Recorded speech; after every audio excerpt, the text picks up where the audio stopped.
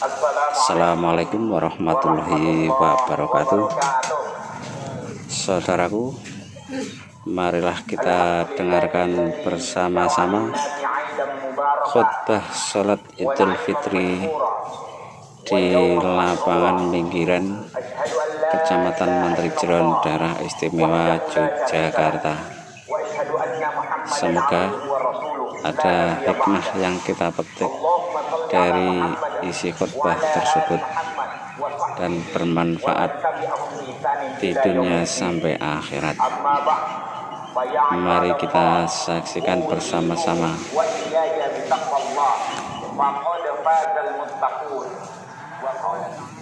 Ya ayyuhalladzina amanu taqullaha haqqa tuqatih wa la tamutunna illa wa antum muslimun.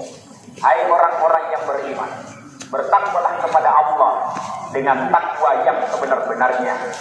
Jangan sekali-kali mati kecuali dalam keadaan muslim. Berserah diri secara total kepada Allah kapanpun dan dimanapun kita berada. Jika kita renungkan kembali segala nasihat yang datang dari Allah dan Rasulnya, maka semuanya bermuara pada ajakan takwa. Tidak terkecuali kewajiban puasa selama 1 bulan bertujuan agar kita menjadi manusia yang bertakwa. La'allakum tattaqun.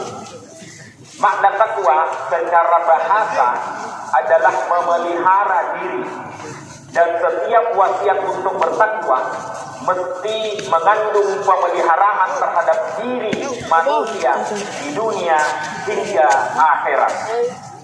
Pemilihan kata la'alla yang berarti dengan harapan yang digandengkan dengan kata tattaqun dalam bentuk fi'lun mudhari berfungsi lil istimrar, yakni memberikan pengertian bahwa puasa tidak serta-merta menjadikan seseorang menjadi orang yang bertakwa, tetapi itu tergantung pada perjuangan kita secara terus-menerus istimrar untuk meraih predikat takwa.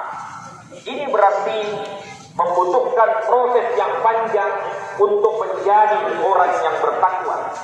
Misalnya, sejauh mana usaha kita pasca Ramadan untuk mempertahankan kebiasaan baik di bulan Ramadan dapat terus berlangsung di luar bulan Ramadan. Itu pula sebabnya Nabi SAW menganjurkan berpuasa 6 hari pada bulan Syawal agar kebiasaan zikir, tadarrus, sedekah, kebiasaan bersabar, menahan amarah tidak dilupakan begitu saja setelah berlalunya Ramadan. Eling waspada adalah ciri yang paling dekat dengan takwa. Allah yang dimuliakan Allah. Di dalam Quran surat Ali Imran 134, Allah sebutkan ciri orang yang bertakwa calon penghuni surga, yaitu alladzina yunfiquna fis sarra'i wad dharra'i wal kadhimina al-ghayza wal 'afina 'anil nas wallahu yuhibbul muhsinin, yaitu orang yang menafkahkan miliknya di waktu lapang dan sempit, orang-orang yang menahan amarahnya dan memaafkan kesalahan orang lain, dan Allah menyukai orang-orang yang berbuat kebajikan. Ayat sebelumnya 133 Allah memerintahkan agar kita segera menuju kepada ampunan dan surga Tuhan. Wasari'u ila maghfiratin min rabbikum wa jannatin 'arduha as-samawati wal ardh u'iddat lil muttaqin.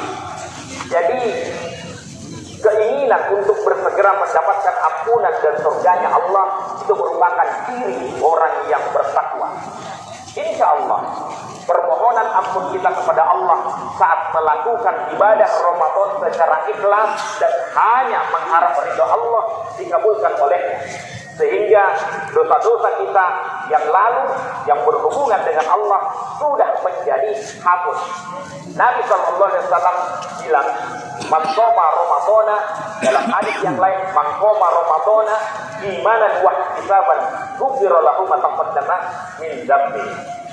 Tapi bagaimana dengan dosa yang berhubungan dengan manusia Bukankah dosa hamba digantungkan hingga ia menyelesaikan sendiri urusannya? Dan tahukah kita ayat wasari'u itu berkaitan dengan apa? Nanti kalau sampai di rumah tolong dicari itu ayat itu berkaitan dengan apa. Jika kita perhatikan sababun nuzul ayat ini, maka kita akan temukan bahwa ayat ini berkaitan dengan sikap menunda-nunda pertobatan dari dosa yang bisa menyebabkan neraka, yang tadinya disiapkan khusus bagi orang kafir, tapi kita yang muslim bisa mencicipinya karena tidak segera bertobat. Dosa apa itu? Jawabnya dosa riba. Maka ketika seseorang bertobat dari riba, maka falakum ru'usu amwalikum, ambil pokok hartamu, la tazlimun wa la tuzlamun. Kamu tidak menzalimi orang lain dan kamu juga tidak dizalimi. Jamaah yang dimuliakan Allah. Jadi menurut ayat 133 134 Al-Imran, paling tidak ada 4 ciri dan tahapan yang dilakukan orang bertakwa. 1, berhubungan langsung dengan Tuhannya, dan 3, berhubungan dengan sesama manusia. Pertama, sur'ah ila maghfirah, segera menuju ampunan.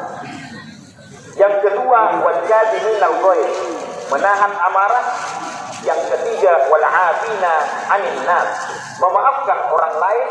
Dan yang keempat, wallahu yuhibbul muhsinin, berbuat baik, karena Allah mencintai orang-orang yang berbuat baik. Ciri tahap pertama yaitu bergegas menuju ampunan Allah dengan berpuasa di bulan Ramadan. Malamnya sedikit tidur karena sholat tahajud dan minta ampun. Lihat Az-Zariyat 18. Tahap kedua, menahan amarah. Sesungguhnya marah atau godok termasuk bagian dari karakter yang dimiliki oleh setiap makhluk Allah, termasuk manusia. Kadang-kadang marah harus ada pada keadaan tertentu. Misalnya marah karena Allah, marah karena menyaksikan kemaksiatan, marah karena melihat kemungkaran, kebohongan, kecurangan, dan kezaliman yang dilakukan secara terang-terangan. Namun marah harus dihindari pada banyak keadaan, karena sering dijadikan sebagai kuda tunggangan setan dalam menyesatkan dan menghancurkan manusia. Kenapa kita marah? Biasanya kemarahan kita muncul ketika ada orang yang berperilaku yang tidak sesuai dengan keinginan kita. Di medsos, WA, Facebook, kita sering menilai orang lain dengan kacamata kita. Padahal ukuran yang kita pakai belum tentu sama dengan ukuran yang digunakan orang lain. Bahkan kita sering menuntut orang berbuat seperti keinginan dan standar ukuran kita. Inilah yang kadang-kadang membuat kita marah. Padahal kalau kampung amarah kita sudah meledak, susah kita mengendalikannya, dan akibatnya bisa fatal, bisa berakibat buruk bagi diri kita, dan bisa berbahaya bagi orang lain. Setelah kita melampiaskan kemarahan kita, memang ada kepuasan saat itu. Namun ketika kita mulai tenang dan berpikir jernih, kadang kita baru sadar akibat dari kemarahan kita. Tapi setan sudah terlanjur menang dan kembali mencari strategi baru untuk mengalahkan kita. Jadi kita sebenarnya berperang melawan setan yang kadang masuk dalam diri kita. Maka benar kata Allah, tahap pertama dalam pemberian maaf adalah al-kadhiminal ghaidh, menahan amarah, supaya perbuatan yang mungkin merusak dihentikan lebih dahulu. Tetapi yang lebih baik lagi, bagaimana supaya kita tidak mudah marah. Itu sebabnya Islam mengajarkan cara agar tidak mudah marah, yaitu menghiasi diri kita dengan husnudzon, baik sangka, positive thinking. Pentingnya husnudzon kita jadikan bagian dari karakter kita, karena dengan husnudzon kita akan mampu berempati, memahami kenapa orang lain yang berbuat berbeda dengan keinginan kita, memahami latar belakangnya, sehingga kemarahan tidak mudah menguasai kita. Allahu Akbar.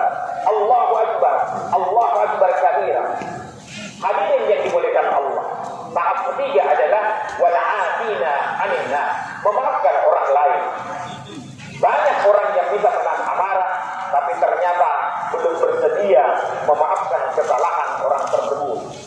Oleh karena itu, tahap kedua adalah pemberian maaf, al-afu. Kata al-afu dalam Al-Quran disebutkan sebanyak 35 kali. Semuanya mengandung arti kelebihan. Dari 35 kata itu, ada 2 kata yang berarti kelebihan harta zakat. Seperti wa yas'alunaka madza yunfiqun qulil afwa. Mereka bertanya kepadamu apa yang mereka zakatkan. Katakan kelebihan harta. Qulil afwa wa'mur bil 'urfi wa a'rid 'anil jahilin.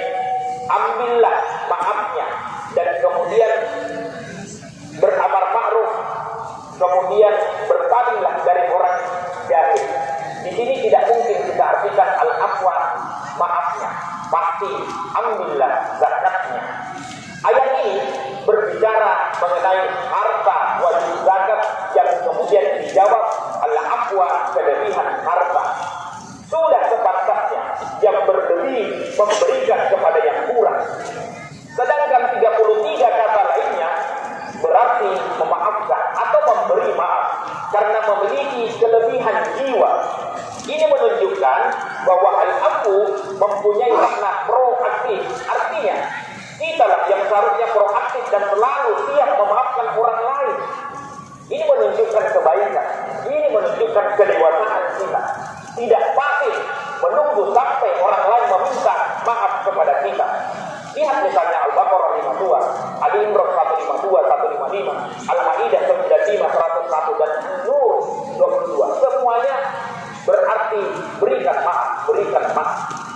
Pemberian maaf ini belumlah cukup bila belum dilanjutkan dengan sikap as-saffu, yakni lapang dada, lalu melakukan musafahah, berjabat tangan, karena bagi yang melakukannya berlambang kelapangan dadanya. Anjuran pemberian maaf yang dilanjutkan dengan sikap lapang dada sering digandengkan Allah dalam Al-Quran secara berurutan. Misalnya, jika istri dan anak-anak kita berseberangan paham, berseberangan jalan dengan kita, maka kata Allah, wal yaqu wal yasfahu ala tuhibbuna an yaghfirallahu lakum wallahu ghafurur rahim. Hendaklah mereka memaafkan dan berlapang dada. Apakah kamu tidak ingin bahwa Allah juga mengampuni? Tentu kita ingin diampuni Allah, maka kita maafkan saja sambil kita didik anak-anak dan istri kita. Dan Allah adalah Maha Pengampun lagi Maha Penyayang. Fa'fu, maafkan mereka, wasfah, dan biarlah mereka. Innallaha yuhibbul muhsinin. Dalam soal menahan amarah, Rasulullah sallallahu alaihi wasallam pernah bersabda, "Laisa as-sadid bis-sur'ah, innama as-sadid alladhi yamliku nafsahu 'indal ghadab." Bukanlah yang namanya kekuatan itu dengan kekuatan fisik. Kekuatan itu adalah kemampuan untuk mengendalikan, menguasai nafsu amarahnya ketika dia marah. Muttafaqun alaih. Hadis ini dikembangkan maknanya oleh Ibn Abi Dunya, "Ajaddukum man balaga nafsah 'indal ghadab wa ahlamakum man 'afa 'indal qudrah." Orang yang paling kuat di antara kalian adalah orang yang sanggup mengendalikan nafsunya ketika marah. Sedangkan orang yang paling penyantun di antara kalian adalah orang yang memaafkan orang lain ketika dia kuasa untuk marah. Mungkin yang tepat kalau kita ditampar, pantasnya kita juga membalas dengan tamparan. Tetapi ada cara yang lebih baik. Maafkan. Maafkan. Allahu Akbar. Allahu Akbar. Allahu Akbar kabira. Jamaah ini yang dimuliakan Allah. Tahap terakhir adalah melanjutkan dengan berbuat baik, karena Allah mencintai orang-orang yang berbuat baik. Wallahu yuhibbul muhsinin. Alangkah leganya perasaan kita manakala kita menyaksikan orang-orang yang tadinya berseteru saling membuka aib masing-masing. Setelah berakhirnya Ramadan, berakhir pula pertemuan mereka, saling menyadari kekurangan masing-masing, kemudian berlanjut dengan saling mengasihi, saling memberi, bahkan saling melindungi satu sama lain. Jika di bulan Syawal ini masih ada ganjalan dengan orang yang pernah bahkan sering berhubungan dengan kita, kadang perlu kita ungkapkan juga apa yang selama ini menjadi ganjalan dalam hubungan kita. Ini supaya kejadian yang menimbulkan kesalahpahaman di masa lalu kita usahakan supaya tidak terulang di masa-masa yang akan datang. Terhadap orang yang terdekat, ya silaturahmilah, khususnya pada orang tua kita, suami atau istri kita, anak-anak kita, saudara kita, tetangga kita, yang mungkin sering kita bicarakan kekurangannya dan kadang kita iri dengan kesuksesannya. Ada banyak kita usahakan ketemu langsung. Tidak cukup hanya proposal begitu jamaah, kalau masalah khusus ketemu langsung silaturahmi ke rumahnya. Demikian pula terhadap orang yang berada jauh dari kita. Kita proaktif dalam mohon maaf dengan memanfaatkan sarana komunikasi. Sebab walaupun berada jauh, mungkin kita pernah juga melakukan ghibah, membicarakan aibnya di belakangnya. Saya khawatir, jangan-jangan justru karena salah satu dari mereka lah yang membuat jalan kita ke surga yang seharusnya lancar menjadi tersendat gara-gara kita gengsi minta maaf. Ingat, sikap gengsi adalah karakter dasar yang dimiliki syaitan ketika dia disuruh untuk sujud menghormat kepada Adam. Katanya, ana khairun minhu khalaqtani min nar wa khalaqtahu min tin. Aku lebih baik dari Adam. Engkau ciptakan aku dari api, sedangkan engkau ciptakan dia dari tanah. Tanah rendah, diinjak, di bawah. Dan Allah tidak mungkin menerima taubat hambanya kalau masih ada ganjalan persoalan yang belum diselesaikan dengan baik. Dan kendala kita ada pada sikap jahin kita, sikap sombong kita, merasa lebih daripada yang lain. Padahal Allah lebih menghargai hamba-hambanya yang tawadhu dan rendah hati. Kenapa? Karena penghuni surga adalah orang-orang muttaqin yang terpelihara dirinya, bersih dari dosa, baik dosa yang berhubungan dengan Allah maupun dosa terhadap sesama manusia. Bila di antara kita sudah saling memaafkan, lalu kita lanjutkan dengan berbuat baik, maka pada hari ini kita benar-benar merayakan Idul Fitri. Kita berdoa, ja'alallahu wa iyyakum minal 'aidin wal faizin. Semoga Allah jadikan kita termasuk orang-orang yang kembali pada kesucian diri dan termasuk orang-orang yang menang, mampu melawan hawa nafsu atau ego.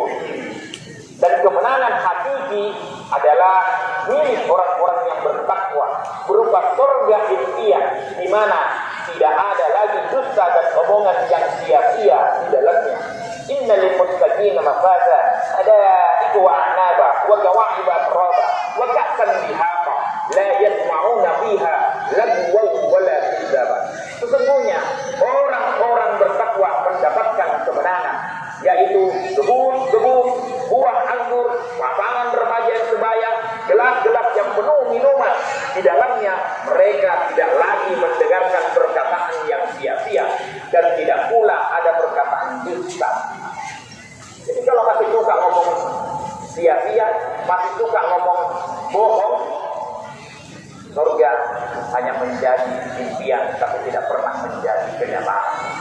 Menurut Al-Quran, hakikat kemenangan al-fawzul atau fawzul adalah ketika kita mendapatkan ridhonya Allah berupa surga di akhirat kelak. Lahum jannatun tajri min tahtiha al-anhar khalidina fiha. Jadi kemenangan dalam Al-Quran ketika kita nanti kembali kepada Allah, ketika kita beriman, beramal saleh, mengikuti Rasulullah SAW, menjauhi segala bentuk kemaksiatan, bertindak benar dan istiqomah dalam kebenaran, takut akan azab Allah, bertakwa, berjuang dengan harta dan jiwa, sabar, tidak mengikuti langkah-langkah dan tipu daya setan untuk mendapatkan kemenangan apapun. Akhirnya, mari kita ungkapi khutbah ini dengan doa untuk kedua orang tua kita, anak-anak kita, saudara-saudara kita yang telah mendahului kita, termasuk saudara-saudara kita, anak-anak kita di Palestina. Semoga Allah segera segera bebaskan Palestina dari cengkraman Zionis Israel, dan juga untuk kebaikan bangsa kita. Semoga kita mendapatkan bimbingan dan kekuatan dari Allah untuk dapat meraih ridhonya. Alhamdulillahirabbil alamin. Hatta yuwafi ni'amahu wa yukafi mazidah. Rabbana lakal hamdu kama yanbaghi li jalali wajhika wa 'azimi sultanik. Allahumma shalli ala Muhammad wa ala alihi wa sahbihi ajma'in. Allahumma ghfir lil muslimina wal muslimat, amin, wal mu'minina wal mu'minat, al ahya'i minhum wal amwat, innaka qaribun mujibud da'wat ya qadiyal hajat. Allahumma antal malik, la ilaha illa anta rabbuna wa nahnu ibaduk.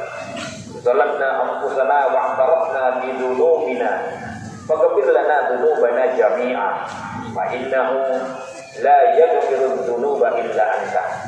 Ya Allah, ya Rahman, ya Rahim, Engkaulah Malik, penguasa sesungguhnya, tiada Tuhan selain Engkau. Engkaulah Tuhan kami, dan kami adalah hamba-hambamu yang lemah. Engkaulah tempat mengadu kami, dan akan kami adukan diri yang dhaif ini kepadamu. Ya Allah, kuadukan diri ini kepadamu, diri yang mengaku beriman kepadamu, tetapi tidak memenuhi hak-hak, diri yang mengaku sebagai pengikut Muhammad sallallahu alaihi wasallam, tetapi tidak menjalankan sunnah-sunnah Nabi-Mu, diri yang mengaku sebagai musuh syaitan, tapi justru tunduk dan taat kepadanya, diri yang selalu berdoa as'alukal jannah, minta surgamu, tapi tidak melakukan amalan-amalan penghuni surga. Diri yang berdoa wa na'udzubika minan nar, minta dijauhkan dari api neraka, tapi kami malah mengamalkan amalan-amalan penghuni neraka. Kami makan nikmat-Mu ya Allah, kami makan nikmat-Mu, tapi kami tidak bersyukur kepadamu. Kami yakin kematian pasti datang, tetapi kami tidak mempersiapkan diri menghadapinya. Ya Allah, kami benar-benar telah menzalimi diri kami. Jika Engkau tidak mengampuni kami, kami benar-benar orang yang merugi. Maka ampuni kami, ampuni ibu bapak kami yang telah mencurahkan kasih sayangnya pada kami, yang bertahajud dan berdoa sepanjang malam di waktu-waktu yang sepi demi melihat ketenteraman kami. Ya Allah, kasihi keduanya sebagaimana keduanya telah melimpahkan curahan kasihnya pada kami. Demikian pula istri dan anak-anak kami. Rabbana hab lana min azwajina wa dhurriyyatina qurrata a'yun waj'alna lil muttaqina imama.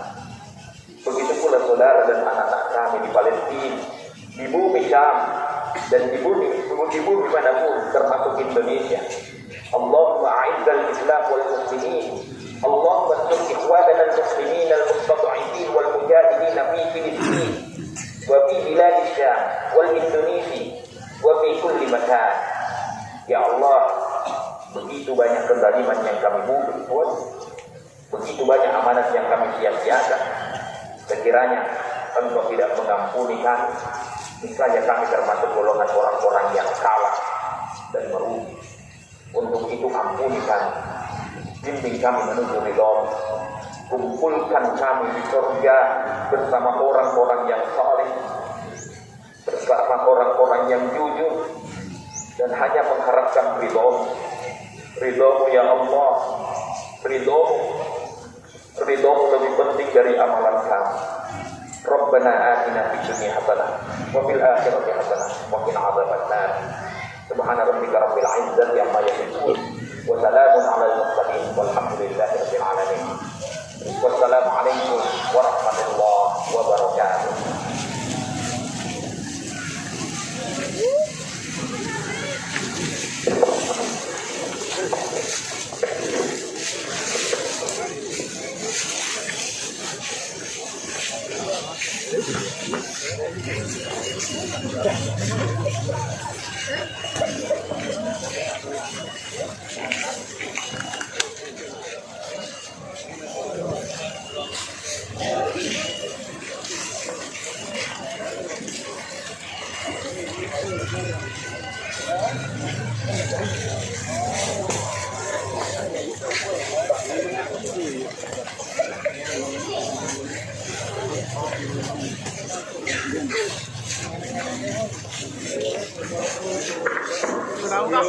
Kepada bapak-bapak, ibu-ibu, kaum muslimin dan muslimat, dari panitia sholat Id pada pagi hari ini ada ditemukan sebuah cincin berwarna emas. Untuk yang merasa kehilangan, nanti bisa menghubungi panitia di belakang panggung.